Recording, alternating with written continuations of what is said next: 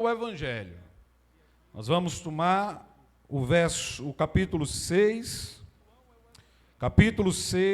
versos 1 a 15. Evangelho de João, capítulo 6. Você está com sua Bíblia aí, gente? Crente, anda com a Bíblia, é tão bonito. Eu sinto falta daqueles tempos de antigamente, sabe? Que a gente sabia que o povo de Deus estava indo para a igreja, que estava com a Bíbliazinha debaixo do braço. Aí você vai dizer, mas pastor, eu tenho no celular. Está valendo, está valendo. Mas não é a mesma coisa do que o papelzinho, né? O papelzinho é gostoso demais. A gente risca, a gente marca. Então, se você ainda não tem a sua, compra a sua. Traz para a igreja. Marca aqui no culto aquilo que a gente está pregando, porque se a gente pregar heresia, depois você discute em casa, ei, pastor, o que é que você está pregando aí? Então, anda com sua Bíblia, que é bom demais estar agarradinho com ela. Ela é a poderosa palavra de Deus, ela é o nosso norte, a nossa bússola, ela é o nosso guia. Assim nos diz o Evangelho de nosso Senhor.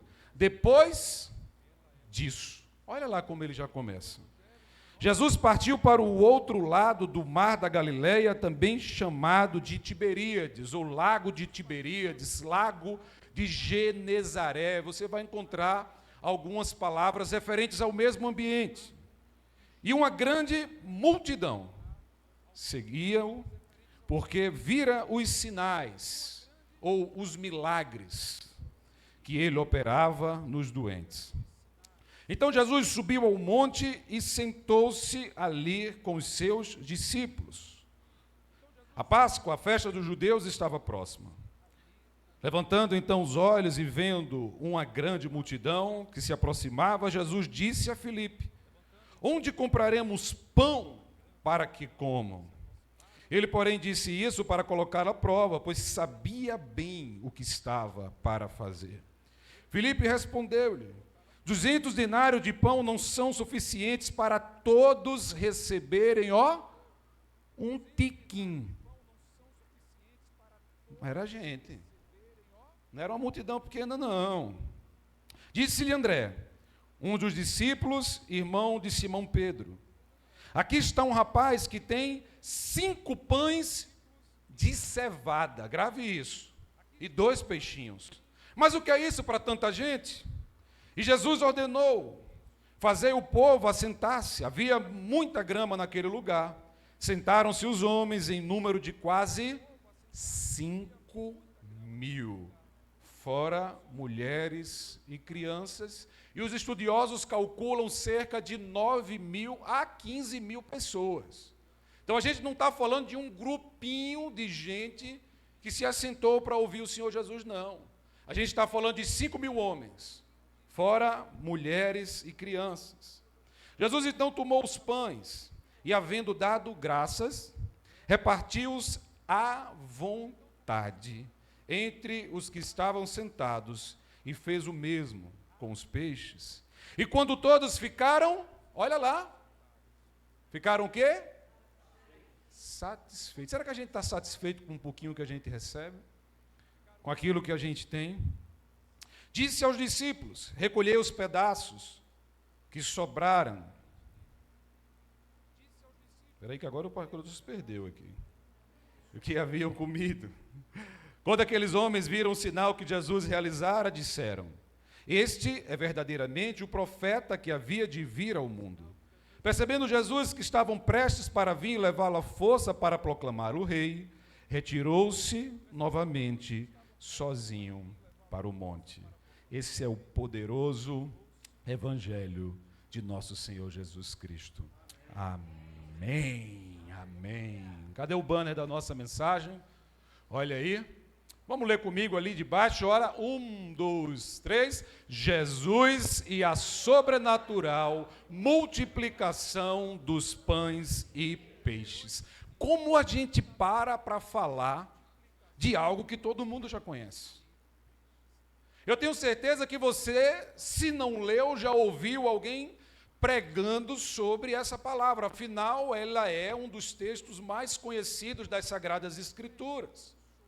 Registrada nos 4 evangelhos, nos 3 sinóticos, Mateus, Marcos e Lucas, e em João. A parte da ressurreição, ele é o único que se encontra nos 4.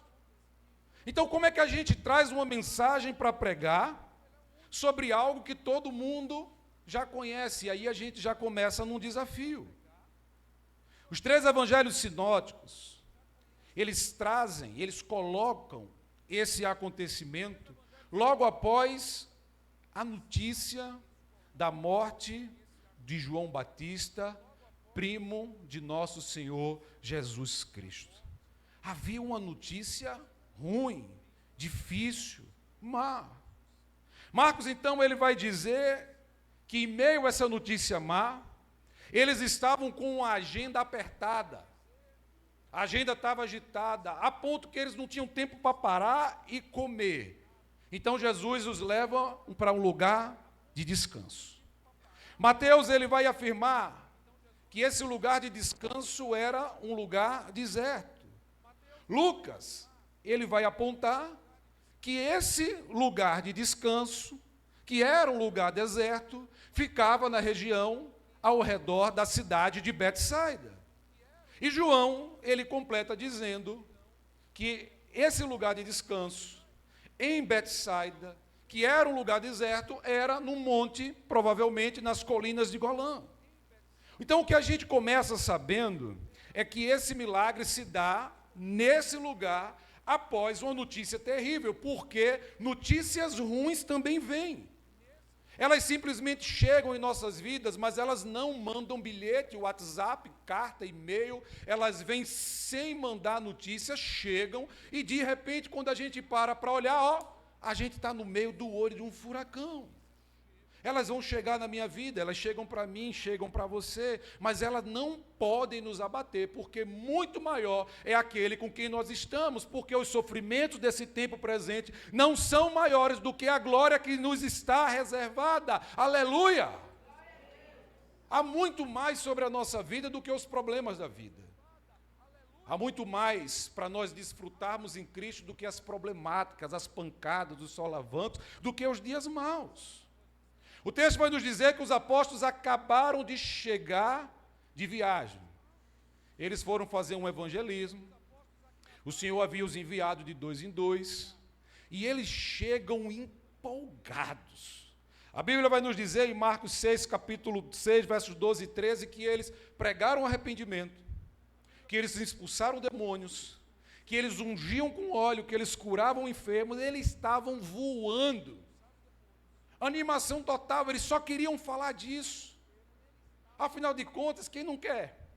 Você sai para fazer um evangelismo, daqui a pouco você volta e conta: ó Jesus, o Senhor me deu autoridade, poder, eu preguei, o povo se arrependeu dos seus pecados. Aqueles que estavam possessos foram libertos, aqueles que estavam doentes foram curados. Então Jesus reúne os seus discípulos, entendendo que eles estavam vivendo um tempo de muito ativismo, eles estavam eufóricos, mas eles não estavam tendo tempo para parar, tempo para descansar, tempo para se relacionar, tempo para ouvir a voz do Senhor. Então ele vai dizer em Marcos 6,31, acompanhai-me a um lugar deserto e descansai um pouco. No Evangelho de João, no capítulo 6, no verso 13, a gente vai ver que Jesus subiu ao monte e sentou-se ali com os seus discípulos. Diga, sentou-se. Porque existem milagres que vão acontecer na sua vida quando você estiver sentado. Existem milagres que vão acontecer na sua vida quando você estiver de pé. Mas Deus nos chama para termos momentos de parada. Porque a nossa vida é agitada. A gente não quer parar. A gente está vivendo em meio a uma sociedade ultra competitiva e mais do que acelerada. Então, parece que se parar, a bicicletinha cai. Jesus percebe, então, que os dias estavam agitados e ele leva essa turma para um tempo de descanso. Entende que eles estão muito voltados ao ativismo e que eles agora merecem uma mini férias. Jesus olha para os seus discípulos e diz: é tempo de parar. Ele demonstra compaixão pelos 12. Quando ele diz: vamos tirar um tempo, vocês precisam parar. Dá uma paradinha, descansa um pouquinho. Mas Jesus também demonstra compaixão pela multidão. Quando ele olha para aquela multidão, identifica-o como ovelhas sem pastores, então ele vai falar sobre o reino, ele vai pregar sobre o reino e ele vai curar aquele povo. Porque o texto vai nos dizer, e a gente vai passeando, você não vai se confundir não, porque esse texto aparece nos 4, então a gente vai rodar um pouquinho por cada um deles, trazendo um tiquinho de cada um para que a gente possa somar ao todo da mensagem. Mas o texto nos diz então que havia ali uma multidão, não uma multidão como a gente aqui, de crente fiel, leal, que ama a palavra de Deus, mas havia uma multidão de pessoas que estavam interessadas. O povo era interesseiro. Eles viam em Jesus um curandeiro e diziam, aquele ali está curando todo mundo, vamos seguir. Então eles não foram até Jesus, porque sabiam que Jesus era o Filho de Deus Todo-Poderoso, que veio para resgatar o seu povo. Não, não, não. Eles entendiam ali em Jesus como alguém que tinha poder para fazer milagres, poder para curar enfermos, então eles lhe seguem, por causa dos sinais e por causa dos milagres. Mas sabe o que eu e você podemos declarar? É que nós vamos abraçar os nossos milagres sem precisar ver, porque a fé vem pelo ouvir a palavra de Deus. Nós não andamos por fé, nós andamos por fé e não por vista, como diz o apóstolo Paulo. Precisamos estar abraçados nas verdades do Senhor, não por aquilo que a gente vê, por aquilo que a gente toca. Algumas pessoas têm vivido um tipo de fé que buscam essa materialidade. Precisam tocar, precisam abraçar, precisam ver, precisam sentir, quando a fé é um presente de Deus para a gente guardar no nosso coração. Fé é primeiro colocar o pé, depois Deus vai e joga o chão. Eu brinco que na nossa igreja ele tem jogado uma avenida de graça. A gente tem vivido tempos incríveis, dias maravilhosos, tempo de alargar as tendas, tempo de crescimento, tempo de ver milagres acontecerem aqui. Vocês não têm noção dos testemunhos de milagres que eu tenho recebido nessa igreja, de irmãos que me ligam, que estavam com casamento destruído, que estavam com filhos perdidos, que estavam com alguém, pessoas de outros estados que nos assistem e através das nossas lives têm encontrado a reconstrução da sua vida. Deus tem aberto uma avenida larga para o Evangelho através dessa igreja. Então, queridos, quando a gente olha aqui no Evangelho de João, no capítulo 6, no verso 5, ele vai nos dizer: então, vendo Jesus que uma grande multidão se aproximava, ele disse a Filipe, onde compraremos pão para que comam? E vai arrematar dizendo que fez isso porque estava testando. Sabia ele o que estava para fazer. Porque às vezes Deus nos leva para um ambiente de teste para testar a nossa fé. A vida acontece assim. Então os outros logo se assustam e dizem, Jesus, a hora está avançada. O lugar é deserto. A gente não tem dinheiro, bufunfa. Despede esse povo para que eles vão às cidades vizinhas, encontrem lá o que eles podem comer, encontrem um lugar para passar a noite. Jesus então responde, dá-lhe vós mesmo o que comer. É aí que Filipe se levanta e diz, 200 denários. Olha, 200 denários. Um denário era o equivalente a um dia de salário de um trabalhador. 200 denários a gente está falando o quê? De 8 a 9 meses de trabalho. E ele diz, 200 denários não é suficiente para que a gente possa alimentar um tiquinho na vida desse povo. Então, quando chega André, irmão de Simão Pedro, e o que é que ele diz? Olha, eu tenho aqui comigo esse rapaz, ele tem 5 pães de cevada e 2 peixinhos. Mas ele mesmo arremata dizendo, mas o que é isso? Para que a gente possa alimentar esse povo todo aí da Trindade. Ele esqueceu que o pouco na mão de Cristo é muito, que o nosso todo nas mãos do Senhor gera milagre, que Ele não está preocupado com a quantidade que eu e você tem. Alegra-se com aquilo que é pouco, porque Ele não precisa de coisas grandes para fazer grandes coisas. Mas o que a gente encontra para que esse milagre aconteça de cara são 4 barreiras. A primeira, eles mesmos dizem, a hora está avançada. A noite está chegando. Diferente dos dias de hoje, não havia uns postezinhos da Coserne, ainda com todo o problema que a gente tem, mas não tinha naquele tempo. O escuro era escuro, a noite era tenebrosa, era perigosa. Então já havia uma barreira aqui, ele diz, despede esse povo porque a hora está avançada. A segunda barreira era que o lugar era deserto, não era um lugar bom para ficar. Imagine uma multidão com mulher e com criança não era o lugar ideal para que você ficasse por ali. E havia então uma outra barreira, porque a multidão estava com fome. Isso assusta os discípulos, eles param para dizer, ó, não tem dinheiro para alimentar esse povo não. O que é que a gente vai fazer? Então, a quarta barreira era a falta de recursos. E João então vai afirmar que Jesus sabia de tudo isso.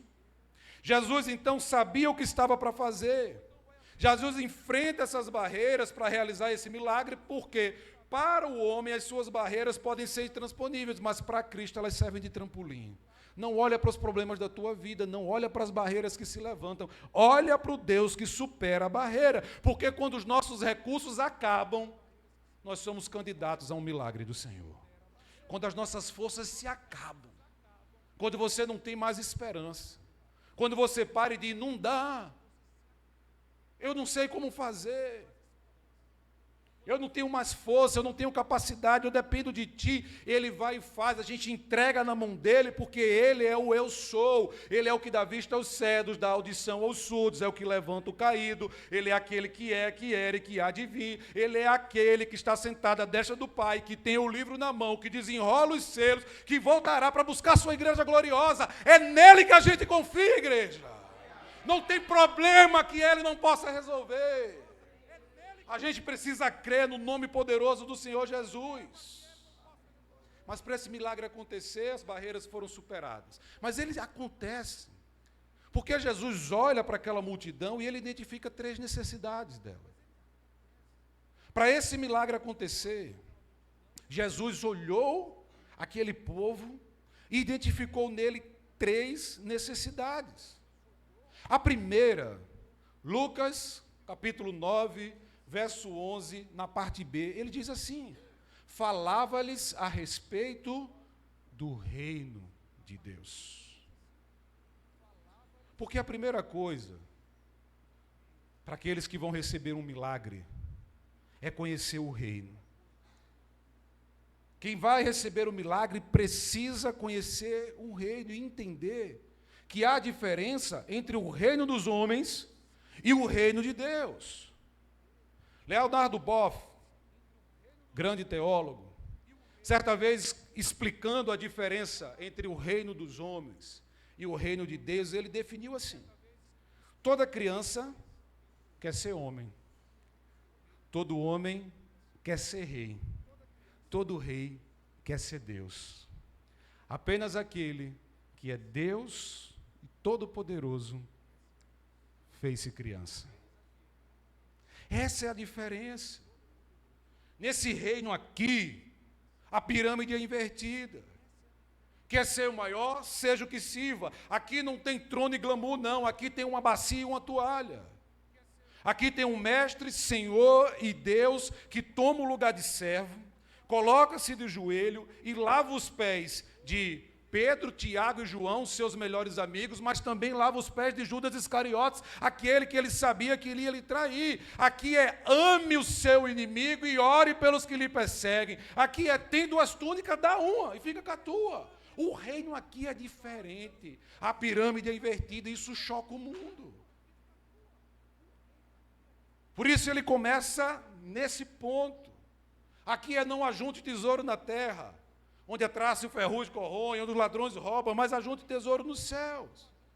Aqui é, não ande ansioso pelo que há vez de comer, ou que há vez de vestir.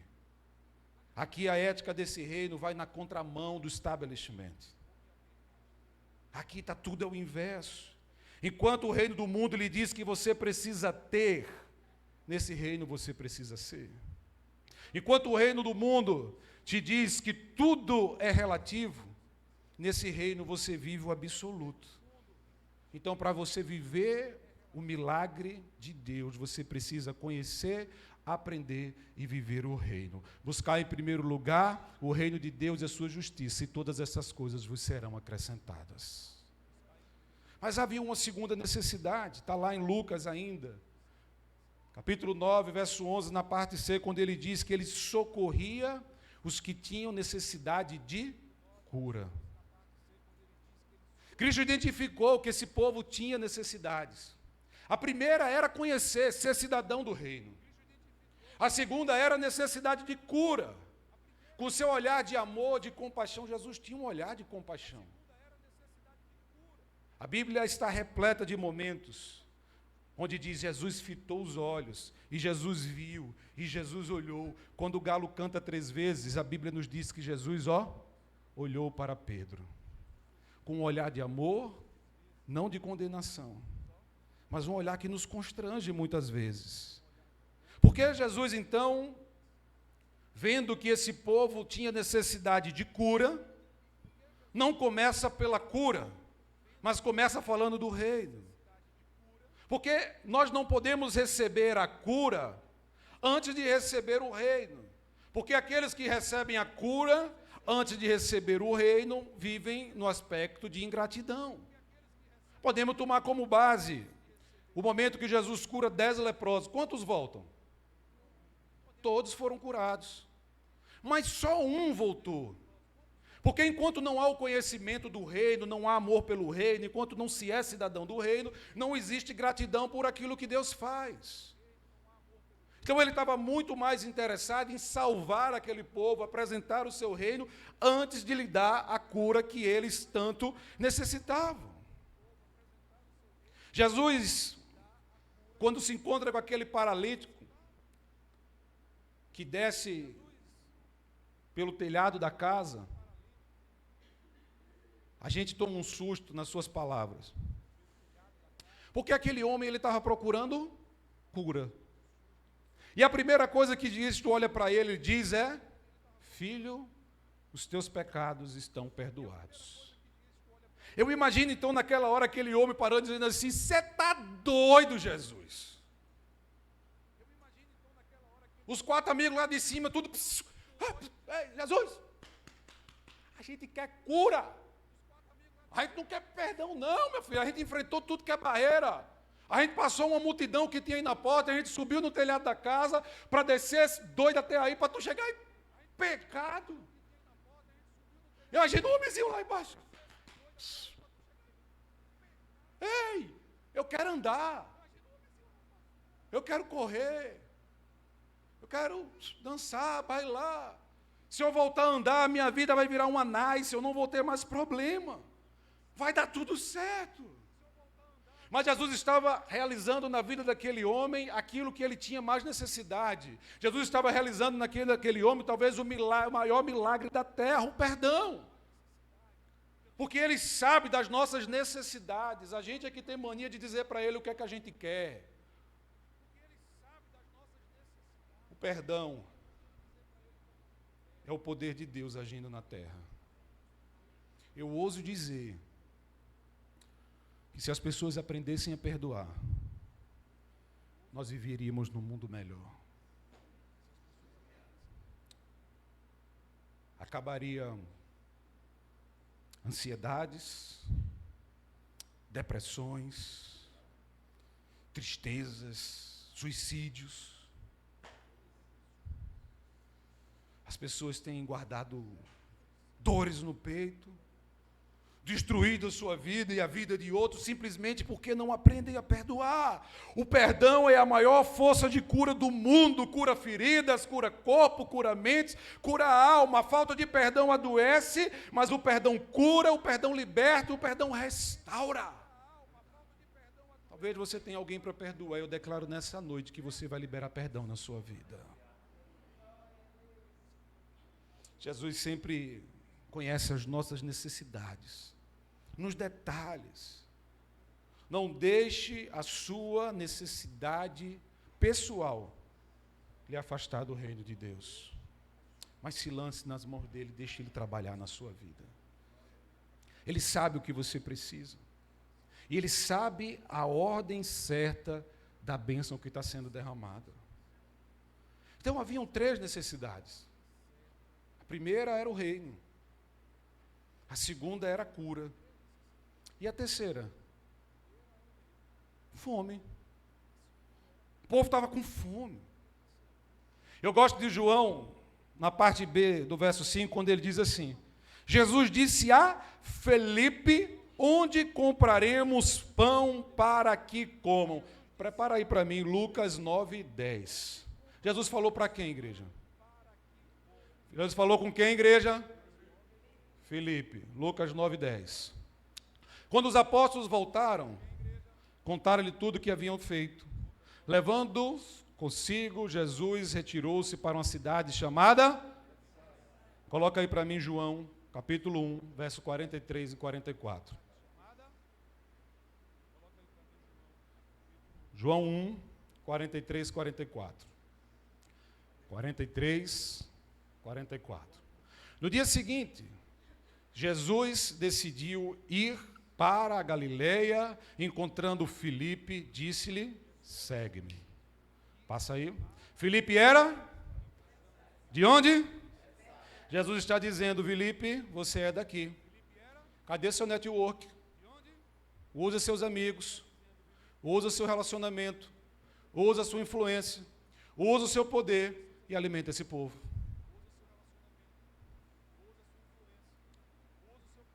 O texto diz que Jesus estava testando. Será que o seu conhecimento, será que o seu currículo, será que o seu dinheiro, será que o seu poder, será porque você cresceu aqui e está vivendo numa zona de conforto, hoje eu estou realizando coisas na tua terra? Resolve o problema? Eu estou te provando no ambiente que você conhece, porque Deus muitas vezes vai nos provar no ambiente que nós conhecemos, no lugar onde a gente se sente bem, se sente confortável, onde a gente pensa que nunca teremos problema, é lá que Ele vai nos provar. É aí que a gente precisa aprender que a gente não precisa ter o controle de todas as coisas. Que o controle de tudo não está na nossa mão, ele não é nosso, é dele. O que Jesus está ensinando aqui é, Filipe, você está achando que porque você é daqui, porque você está em casa, porque você tem um carrinho do ano, porque você tem muito dinheirinho na conta, porque o seu currículo, o seu cargo é alto, você vai resolver esse problema? Está aí, resolve. Ele diz, não dá. Então me dá o controle. Eu assumo o controle, eu resolvo essa bronca, eu sou Deus. Entrega na mão do Senhor aquilo que não dá para você controlar. Faz como disse certa vez Martin Luther King Jr. Tudo o que eu tive e possuí nas minhas mãos, eu perdi. Mas tudo aquilo que eu tive e coloquei nas mãos do Senhor, eu ainda possuo. Não importa o que você tem, coloca nas mãos do Senhor e você vai ver a multiplicação acontecer. Filipe para em suas palavras, ele está dizendo, Senhor, eu não sei como resolver. Ele diz o quê? 200 denários não vai dar um tiquinho de comida para esse povo. Você imagina o desespero de Filipe dizendo isso? Pai, não tenho, Senhor, não vai dar. Porque é quando o homem decreta a sua falência que o milagre acontece. E eu não estou falando falência financeira. Eu estou falando quando você para e diz, não tenho condições. Parei por aqui. Minhas forças vão até aqui. Daqui para frente está na tua mão, é contigo, Senhor. É aí que Ele faz, é aí que o milagre acontece. E 5.000 homens, fora mulheres e crianças, receberam esse milagre. O milagre da multiplicação está em você perder o controle e Cristo assumir o controle. Eu não sei o que você está querendo multiplicar, eu não sei qual é a bênção que você está procurando, cada um tem a sua, eu tenho a minha, você tem a sua. Mas eu te digo com toda certeza, ela vai acontecer quando você tomar o controle e colocar nas mãos daquele que tem poder. O nosso poder está aqui na terra, ele é limitado, ele não vai daqui. O que é que eu e você podemos fazer de mais, de diferente, de grandioso? Nada. Somos pó voltaremos.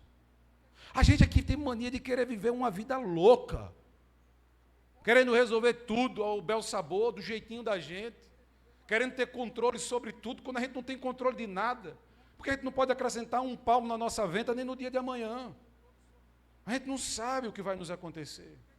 Tem gente adoecendo, querendo tomar o controle da vida, da sua, da do outro, de todas as coisas, e vai ficando doente, ansioso, perdido, temeroso, e nada dá certo. Seu contato é bom, seu network é bom, você conhece esse lugar, mas eu sou Deus que realiza. É isso que ele diz. Tem certas coisas que a gente precisa, então, tomar como base nos ensinos de Jesus. Não dá, não dá. Eu paro por aqui e o Senhor segue. Agora veja, antes de curar, Jesus falou do reino, para que houvesse gratidão, não foi? Foi ou não foi, igreja? Vamos interagir, é tão bom falar com vocês. Vocês estão com raiva de mim, é? Ora, eu estou me cuidando, estou em pecado não, viu? De vez em quando, assim, sem querer, no carro, né? Mas eu peço perdão. E aí, de vez em quando, eu volto a pecar. Mas eu peço perdão de novo. E a graça recai, né? Vamos junto nessa mensagem? Peraí, então eu vou perguntar. Antes de curar, Jesus falou do reino para que houvesse gratidão. Foi ou não foi? Agora, antes de alimentar, Jesus também falou do reino. Sabe por quê? Vamos ver se você chuta. O texto diz que chega André, irmão de Simão Pedro, com 5 pães de... Gostei, prestou atenção, é aí. Essa aqui vai para o céu. 5 pães de cevada e 2 peixinhos. 5 pães de cevada. Pão de cevada era um pão duro. Coloca aí para mim, por favor, Rebeca. 1 Reis, capítulo 4, verso 28. Só para a gente entender o que era esse pão. 1 Reis 4, 28. Era o pão, era o alimento que era dado a cavalo, a bicho. Era comida de pobre. Também levavam a quantia determinada de cevada e palha para o lugar onde estavam os cavalos e os cosséis. O que Jesus resolve, então, recebe naquela mão, nas suas mãos, para alimentar uma multidão, eram 5 pães duros, comida de animal, comida de gente pobre e humilde. O pão de cevada era o pão duro, o pão de trigo era o pão fofinho. Quem partiu o pão? Quer dizer que ele deu graças e... Quem partiu o pão? Porque o pão fofinho, você parte. O pão duro, ele parte para você. Ele é aquele que resolve aquilo que você não consegue resolver. Quando a vida estiver sendo dura com você, quando a pancada estiver sendo maior do que você pode aguentar, coloca na mão dele, que é ele quem parte. Se fosse o pão de trigo, era você, viu? Jesus pegou um pão simples, o mais simples de todos, levantou e fez o quê? Deu graças. Seja grato com aquilo que você tem. Não importa se é muito, se é pouco, se é simples ou não é. Tenha o hábito de levantar e dar graças. Seja grato, seja grata por aquilo que você tem. Tem muita gente perdendo a vida cobiçando aquilo que é dos outros, esquecendo de ser grato por aquilo que está na sua mesa. Mas o texto nos diz que ainda tinham dois peixes. Mas a palavra grega usada aqui por João é opsares, que significa então que eram 5 pães de cevada, mas esses opsares é peixinho, peixe pequeno, era ginga com tapioca, sabe? Era aquele peixinho que dá raiva de pescar. Você já viu como é ruim? Né? A Frânio gosta de pescar, mas a Frânio pesca com uns bichos desse tamanho. Agora, a pior coisa que tem, né, Frânio? Quando você joga a vara, a isca vai. Quando você peguei, quando chega aqui, o birubiru, desse tamanho, você diz, infeliz, perdi minha isca contigo. Era um pãozinho, era um peixinho pequenininho. Mas não despreze aquilo que é pequeno. A palavra do Senhor nos diz: não despreze os pequenos começos, não despreze aquilo que é simples. Nas mãos do Senhor Jesus o pão vira maná, nas mãos do Senhor Jesus o pouco vira muito, vira milagre. A gente não pode, não tem o direito de desprezar as coisas simples, pequenas e humildes. A gente coloca nas mãos do Senhor, dando graças a Deus, e a bênção acontece. É assim. Agora, você já sabe, porque Jesus ensinou o reino antes de alimentar a multidão. Porque havia ali um garoto. Esse garoto tinha o quê? 5 pães e 2 peixinhos. No reino do mundo, esses pães e esses peixes eram dele. No reino de Deus, é nosso. Nesse reino a gente aprende a partilhar a bênção, partilhar a graça, partilhar o amor, partilhar o milagre. Nesse reino não é meu, é? Pronto. Preciso falar mais alguma coisa hoje?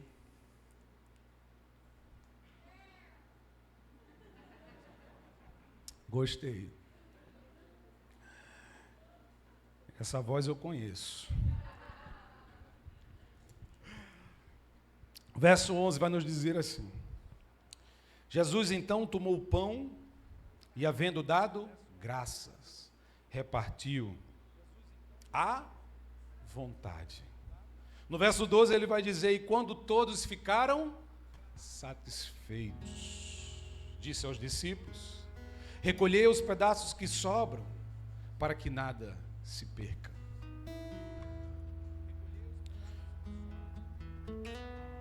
Tem gente que reclama do que tem, mas tem aqueles que aquilo que tem não valorizam e desperdiçam.